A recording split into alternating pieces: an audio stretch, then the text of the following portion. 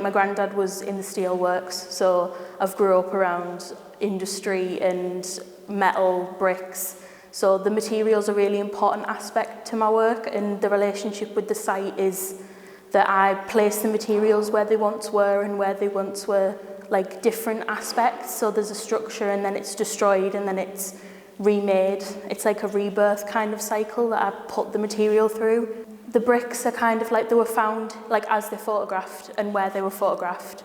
And then I've taken them and messed with the site and messed with the material and worked around the bricks and what they represent to me as an artist. Obviously some people are against using your own body in feminist art, but like I say, I found it my way to like regain my body back and be able to like control it, which obviously some people don't get or haven't done in the past. People are quick to say the word slut, like being sexually active, you can do what you want, and I just think it's a thing to celebrate. I just pour acrylic paint on the work and I dance around on top of it.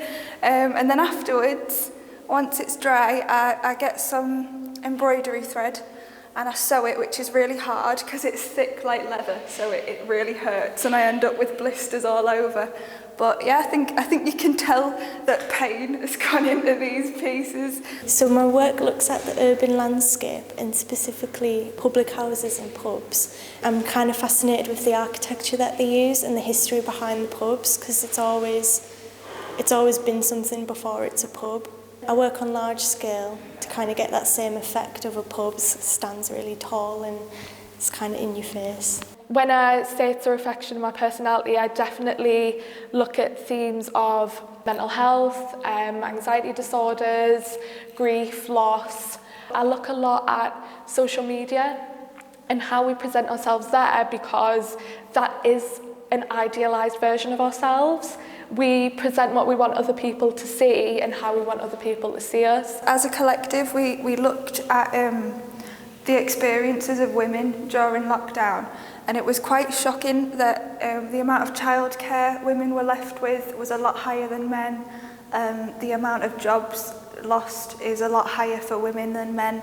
So we just wanted to capture a bit of the frustration that we feel is linked to our experiences as women during lockdown. But just opening up that conversation and me expressing my experiences, I hope would allow others the confidence to talk about their experiences in lockdown and maybe highlight some of the issues that need sorting out from that need resolving. As soon as lockdown hit, I went into shielding and then I had to make work in my home. So I started making paper installations around my house. And then from that, when we were allowed out again, I decided to make my exercise and my walk, make it something artistic and take some materials out and place them on beaches, on fields, and just really like impact the site with materials that I had to hand and that I could find. So I started making like poetic connotations and like relationships between these sites that I was walking around that were local to me and with materials that have been found. I have struggled for quite a long time with an anxiety disorder, and the COVID pandemic kind of really heightened this because I was also coping with losing someone very close to me.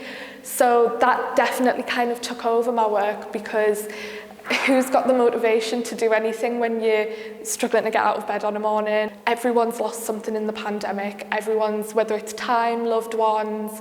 And I really want to bring forward that, you know, whilst things are hard and difficult, I've got to keep going. And so I think in terms of my work, it's just from now expanding and see where we can go from here.